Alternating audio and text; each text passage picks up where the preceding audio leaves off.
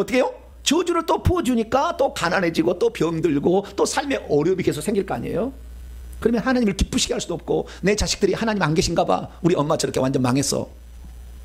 그럴 거 아니에요? 그러면 내 속에 결국에 귀신의 집을 파괴하는 것이 육체의 구원의 최종 단계인 거예요. 여러분, 귀신의 집을 파괴할 수 있게 되기를 축원합니다. 그러면 귀신의 집을 어떻게 파괴할 수 있느냐? 오늘 본 말씀을 차근차근 살펴보므로 그 말씀을 증언하기를 원합니다. 첫 번째, 귀신이 나갔대요. 나갔는데 물 없는 곳으로 다니며 쉬기를 구했다고 하잖아요. 왜 이 귀신은 물 없는 곳으로, 이게 아주 힌트예요. 귀신의 집을 파괴하는 힌트. 왜 물 없는 곳으로 다니며 쉬기를 구했을까요? 자, 귀신이 어디에서 나갔어요? 사람 몸에서, 육체에서 나갔어요. 그러면서 물이 없는 곳을 찾아다녔다. 자, 귀신이 나갔는데 물이 없다는 이 말은 다시 들어갈 사람을 말하는 걸까요? 일반 광야를 말하는 걸까요? 귀신의 집이 어디라고요?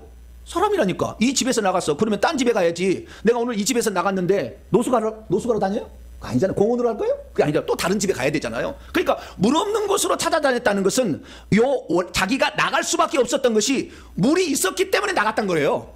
그러니까 물이 없어야 영원히 거기서 잘 안주하고 쉬다가 이놈을 지옥에 끌고 갈 텐데 물이 있었기 때문에 내가 나갈 수밖에 없었다는 거예요. 그러면 왜 사람에게 물이 들어있었냐, 그걸 알아야 되는데 예수님은 그 물이 뭔지를 가르쳐줬어요. 요한복음 7장에 보니까 예수님이 초막절 때 설교를 하셨어요. 그때 사람들을 향하여 뭐라고 얘기했냐, 누구든지 목마르거든 내게로 와서 마시라. 나를 믿고 있는 그 사람에게는 그 배에서부터 생수의 강이 흘러 넘칠 것이다. 생명의 물이 흘러 넘칠 것이다 라고 얘기했는데, 그 생명의 물은 믿는 자들이 받을 성령을 가리키는 것이다. 다시 말해서 이 사람이 왜 나갔는지 설명을 안 해놨지만 뭐요? 이 사람이 예수를 믿어서 생명이 들어와가지고 생명이 확장이 되니까 나간 거예요. 그래서 내가 다음에 집에 들어갈 때는 내가 안 쫓겨나갈 집으로 가야 되겠다 해가지고 뭐요? 이 귀신이 나가면 귀신은 다 자기 후손으로 가지 뭐 딴 데로 안 갑니다. 그 집안의 내력으로 가는 거예요. 그러니까 그 집안에 갔는데 이 사람 어머니가 기도를 많이 했는 모양이지. 그 자식도 물이 많이 있어. 그러니까 못 들어가. 그래서 찾고 찾았는데 못 찾았어. 그래서 안 되겠다. 이 물이 있는, 성령이 있는 이 사람 들어가려면은 보통에서 못 들어가니까 아주 악한 영들을 데리고 와가지고 유혹을 해가지고 죄를 짓게 만들었어. 그래서 이 사람이 죄를 짓는 것이, 예전에는 말이죠, 혈기 분노의 죄를 지어서 이 영이 들어왔다고 칩시다. 이 영이, 그 나간 영이 혈기 분노 영이야. 그런데 이번에 들어갈 때는 혈기 분노 영은 이 친구가 잘 성령을 받아가지고 조절해가지고 혈기 분노를 안 내. 그리고 어때요? 다음에 더 센 음란의 영을 하나 싹 데려가서 야야야 네가 한번 해봐라. 양 약점, 가장 큰 약점을 가지고 있는 영을, 음란의 영을 쌓아와. 야 우리가 한번 양동 작전을 다 해보자. 그래가지고 음란의 영으로 착하니까 뭐가 먹혀드네. 그러니까 이 사람이 죄를 지니까 7명의 다른 영들 쏙 들어갔대요.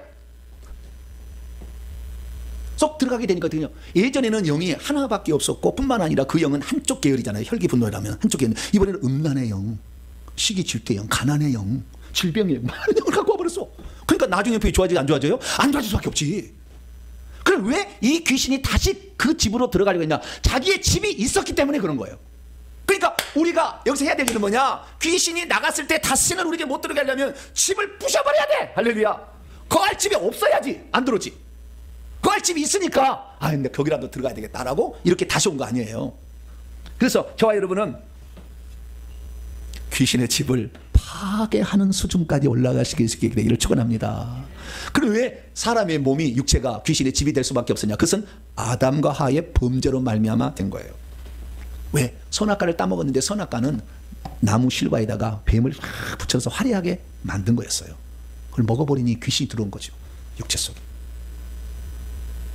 아담과 하와가 따먹지 말라고 한 그것을 어겼잖아요. 인간이 하나님의 말씀을 결국에 귀신이 속였지만, 그래서 하나님은 그것으로 말미암아 남자는 육체의 심한 노동의 고통을 그때부터 줬어요.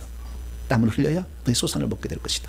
여자는 이 육체로 죄를 범했기 때문에 애를 낳을 때 심한 고통을 가질 수도 있어요. 뱀은 어땠냐? 뱀 너 거짓말해서 너 했잖아. 그럼 뱀한테 어땠냐? 뱀 너 평생 기어다녀야 돼. 집짐승과 들짐승 중에서 가장 저주를 받아가지고 배로 기어다녀야 돼. 그 전에 배로 기어다니지 않을 확률이 많아요. 뱀이 배로 기어다녀. 그런데 이겼잖아요. 누구를? 아담과 하와를 속여서 좌우지간. 그러니까 거기에 따른 어떤 한가도 있었는데, 그 뭐냐면 네가 살아있는 날 동안 흙을 먹어라. 그런데 흙이라는 말을 히브리어 원문을 보면은 아담아, 땅이 아니고 흙이야. 티끌. 흙을 아파르를 먹으라고 그랬는데 사람의, 인간의 몸을, 육체를 뭘로 지었나 봤더니 땅에 아담아의 아파르로 지었다고 나와요. 그러니까 뱀이 이제 우리의 육체를 자기의 밥으로 생각해서 공격할 수 있도록 하나님이 허용을 해준 거예요. 인간의 범죄의 대가죠. 그래서 인간의 범죄의 대가로 말미암아 귀신들은 우리의 인간의 육체를 자기의 집으로 알고 들어와서 거주를 할 수 있다. 근데 무조건 거주가 안 되고 죄를 지어야 거주인 거고, 우상 숭배하면 3, 4대까지 들어갈 수 있는 허용법을 출애굽기 20장 5절에 얘기를 해놓은 거예요. 그래서 우리 조상들이 지은 죄로 말미암아 있던 귀신들이 죽으면, 아버지가 죽고 할아버지가 죽으면 내 안에 들어오는 거죠. 자동적으로. 그래서 그 저주가, 그 집에 일찍 죽은 사람이 있으면 계속 일찍 죽고, 그 집에 이혼한 집 있으면 계속 이혼하고, 그 집에 무슨 병으로 죽으면 계속 병으로 죽어요. 그분이 정신병으로 있으면 정신병으로 죽어요. 그 집에 무당이 있으면 무당이 나오는 거죠.